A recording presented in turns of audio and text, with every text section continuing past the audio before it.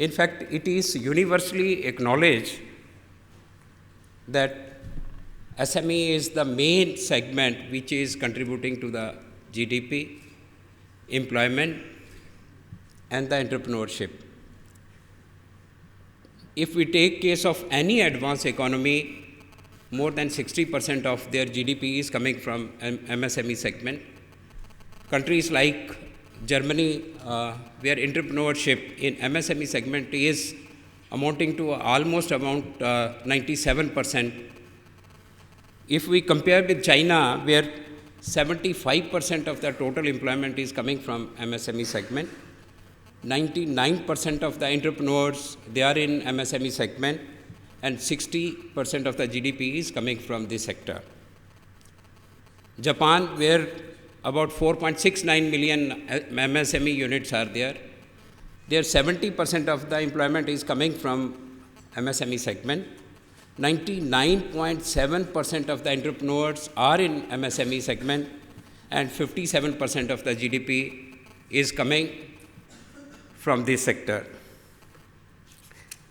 In India, on the same lines, the role and place occupied by the MSME, it cannot be overemphasized in terms of the employment, the contribution to the GDP, and in other sectors. In India, we have 29.8 million units, out of which 1.8 million units are registered, and 28 million units are unregistered. Out of this, 7.4%, that is 2.2 million, are women entrepreneurs, and 51.8% units are in the rural area. This sector contributes to 45% of the total manufacturing production and 40% of the exports. If we see that during the last 5 years, our economy has grown on an average of 8%, this segment has grown. It has outperformed at 11.5 to 12%. This means this segment has been overall outperforming in the economy. And if we take the structure of MSMEs in India, it is almost 95% are proprietorship. Around 1.5% are the partnership, and a very small portion are the corporates in private or public sector. 95% of the units are in micro entrepreneurs. This means the new entrepreneurs who are setting up their facilities. Small scale is 4.7%, and medium is just 0.2%. Again, in manufacturing sector, 27% of the units are in that segment, and 71% are in the service industry. If we talk about the gap in financing, the recently IFC, they have done the study about the financing gap in our country. They have assessed 32.5 trillion rupees gap in the funding, which is 26 trillion rupees in debt and 6.5 trillion in the equity side. If we compare with this, today the total supply is almost around 6 trillion, out of which if we take the equity, I think it is just 0.01% of the gap. Availability of the adequate finance is the main issue for MSME segment. This is always a crucial issue. The banks on their side, they feel that they have been doing very well, but still that gap continues, and this issue continues to be there. If we see that this year outstanding is around 5.9 trillion, out of which 85% has come from the banks, and around 57,000 crore has come from the other segments, which is like NBFCs and RRBs or SFCs. This is a very small amount. Today, even after analyzing all the things, that if we take out the sick units, the new entrepreneurs who have just joined this segment and they don't have that knowledge, the cases which have been rejected by the banks and other institutions. Then the micro entrepreneurs generally who prefer informal the source of funding, even then the today available gap is 9.9 trillion, which has come down to 38%. And equity gap is 67,000 crore rupees.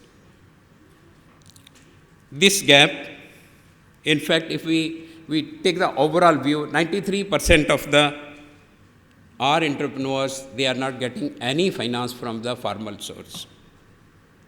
It is only 5.2% from the banks and 2.1% from the non-institutional sources. They are getting the funds. The major growth constraints which have been assessed in that study, it indicates that the major concern for the growth constraint is the inadequate market linkages. This segment actually, these new entrepreneurs, they don't have the tied up those market linkages, and they have the problem for that. Generally, in SME segment, micro, these are catering to the domestic market. Small scale, they are either supplier to as ancillary to the large unit or supplying to the exporters. These people, they don't have the market linkages mainly in the micro sector. Infrastructure, again, in our country, we find that you might have seen that the center like Tirupur, today it is suffering due to non-availability of the power. There are units where even road, these facilities are not available. There are other centers where there are other testing facilities or effluent treatment plants which are generally these people can't afford, are not available. So these units are suffering due to that. Almost 29% of the total unit, they have the problem of lack of infrastructure.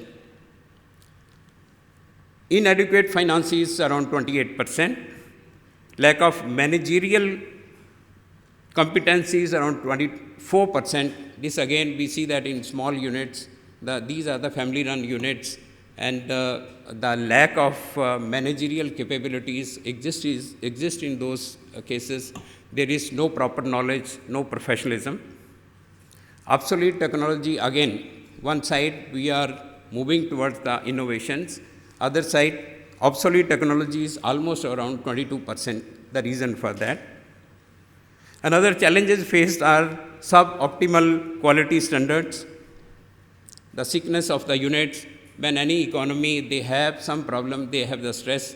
SME is the segment who suffers the most. In banking industry, if you see today, the NPA level of most of the banks in SME segment are growing up substantially. It is almost around 5 to 6%. Prime Minister's task force, they provided that the commercial banks, they have to grow every year by 20% in MSME. 60% of the total has to go to the micro entrepreneurs, and 10% of the number of accounts have to be increased every year. The other benefit, gentleman from Indian Overseas Bank, he mentioned, SIDBI along with Government of India, we have set up credit guarantee fund. And recently, last month, we have reached the 10,000 guarantees, and 45,000 crores of funds have been committed under that guarantee. Under this scheme, loans up to 1 crore are covered under this guarantee. These are mainly collateral-free loans.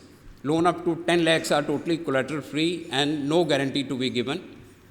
And if there are defaults, they can recover from the credit guarantee, which works out to be for 50 lakh, it is 75%. From 50 lakhs to 1 crore, it is another 50%. So total about 65% they can recover.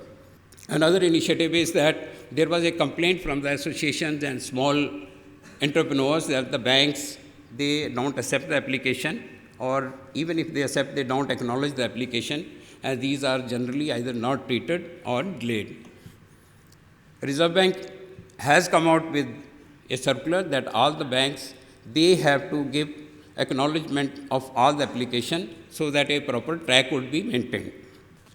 I think keeping in view the role, the importance of SME sector, we need to nurture and strengthen this sector. This is the sector, these are the entrepreneurs who are going to converge into the large entrepreneurs, a large industrial houses or MNC in the next number of years, I think. So for that, in fact, everybody, whether it is a government, whether these are the banks, financial institution, associations, everybody has a very important role to play to ensure that this segment moves further and becomes one of the strongest sector in the economy. Thank you very much.